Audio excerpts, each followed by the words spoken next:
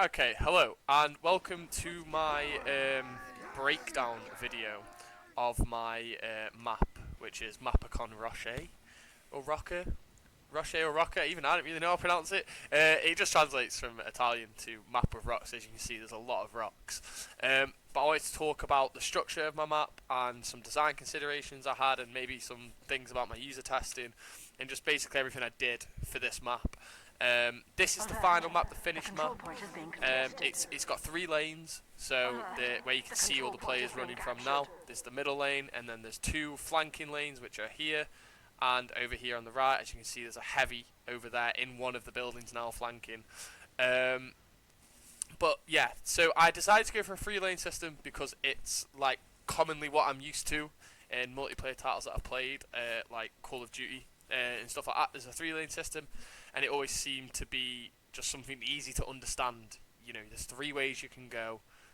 Like it just seems really simple. So I thought I'll go with that as my design principle, I guess. I also, when making the lanes, originally I wanted these to be like hazardous areas where like you might fall and die, or you might hurt yourself.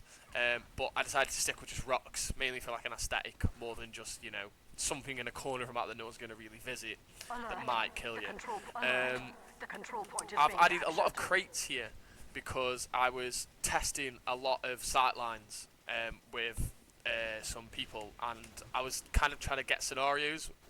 So if you were to sit here without any of these crates, it became really easy to just plow through people. But adding the crates at least gives them some cover to get behind, so they're not at the mercy of someone, up on that bridge shooting.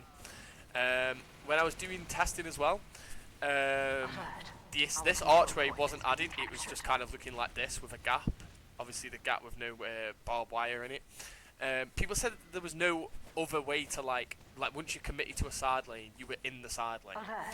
But this always existed. It just didn't look prominent. It wasn't there. It wasn't pointed out, I guess is the best word for it. So I've added an archway to it just to make it a little bit more pointed out. The buildings as well don't really have much going on in terms of like inside them. So I mainly have this just like a means to get to the capture zone. Obviously adding a sign for the capture zone up here. There's some pickups though to encourage people to come in here. Like, this is a very nice sniper nest. If I was a sniper, I would set up here looking over this, straight to the point.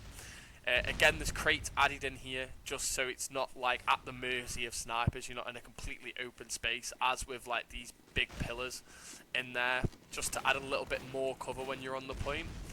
I did notice though that when I did a playtest session where you see all these people running now, there was no car there, and when I played as heavy I could just rain fire on them and kill them. So I've added cars and obviously extended this rock out a little bit as well, just to give a bit more cover for the player, which is always good. You don't want them to just be completely killed at every moment. But this is something I didn't really think about until I was actually testing, and people were telling me that there wasn't sightlines like my first map. If I might add a photo on like here now so you can see. But my original map didn't have any like rocks in the middle here, like this. It was just completely open, so you could technically stand from the spawn room here, like open the door and just shoot, just constantly snipe. So it was a sniper's dream really, and that was something I didn't want, so I changed that and made sure that my feedback was not sniper heavy. There's also like multiple ways to flank. You can flank by, there's like multiple routes. Say if I'm red team and I wanted to flank the blues, you can come up here. You can flank this way, straight on. You could even go through the door here, around, and flank them this way. As you see, you get quite behind on them all. There's also ways to, from your own spawn, if I want to run centre, I could run through here and then come up and around. But obviously, that's going to be quite a heavily guarded area. This is a very busy area, so you're more likely to find back coming around this way, through, and then.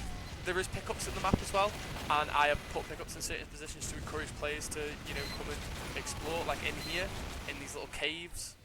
There's pickups, health and ammo. Obviously the sniper nests have pickups. Again, obviously this side will have it. Behind this car, there's some pickups like a small health. There is pickups. There's things like in areas to encourage players to move and go and look around and not just run about. And when you're in a fight and you might be on low health at the capture point, you don't actually have to go far to heal up. So it does still keep you in action, but will get you away from less populated areas. The map as well is symmetrical. So it's just one line of symmetry, straight through the middle. So the same point from the spawn to the capture point for the blue team is the same as the red team. It's all the same, which is something that's good. It means there's no real advantage one side. Like games like Counter-Strike can be like T-sided or CT-sided, which means like if you can win your CT side, which you meant to win, you've got to really make a push for your T side. I didn't really like that. I don't like that the map has an advantage for a team. Like I'd never really understand that myself. So making a symmetrical map with the exact same proportions of everything just makes everything fair and means that you can at least look around. It's wrapping up now. But yeah, so it's quite a small map. I took the kind of scale from like Badlands and Harvest. I think they're traditionally small maps. I didn't want an absolutely huge map. I didn't see the point of it. I thought that if it's too big, there's too much running. I'd rather people be able to get straight in action. Like you saw now from when they spawned, it was a matter of seconds before they were all in, like fighting each other, and now it's like straight back in it. So it's nice. I'd like the bots to be more like on the sides to show them off, but some aren't. There might be issues with bots. I'm not too sure, but in like user testing sessions, people were using these flanks, and spies were benefiting quite well from the flanks, being able to get out of the chaoticness, maybe to a more quiet area, disguise, come round and stab. It was nice to see at least. As well, one thing you won't see in here is rocket men and demo men could rocket boost up onto these. This is something I allowed and I didn't mind. I don't know if it's here, but there's a version where there's like actual health pickups on top of these rocks. I don't mind them being on top. If they want to be on top, firing down, because it's not mad cover, so it's not like they're superly overpowered, and the rocks aren't necessarily too close to the point. These ones are close to the point, like the bridge, but they're not on the point, so they're not actually at an unfair advantage. They're the same. But yeah, so that's pretty much everything to do with my map and everything I considered, all my designs. Obviously the theme as well is just like a rocky wasteland, and I think I managed to match that with what I wanted. In my user testing, I got told that was good. But yeah, so this has been me, Callum, and this is my my Team Fortress 2 map.